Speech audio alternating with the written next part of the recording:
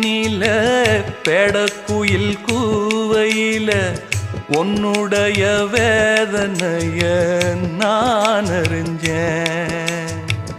பொங்கலத்தில் மாலையிட ஒன்னிரண்டு தோளத்தொட என்ன தவம் செஞ்சேனோ என் மாமா. வண்ணக்கிளி கையத்தொட சின்ன சின்ன கோலமிட உள்ளம் மட்டும் வழியே நானே, உள்ளம் மட்டும் வழியே நானே.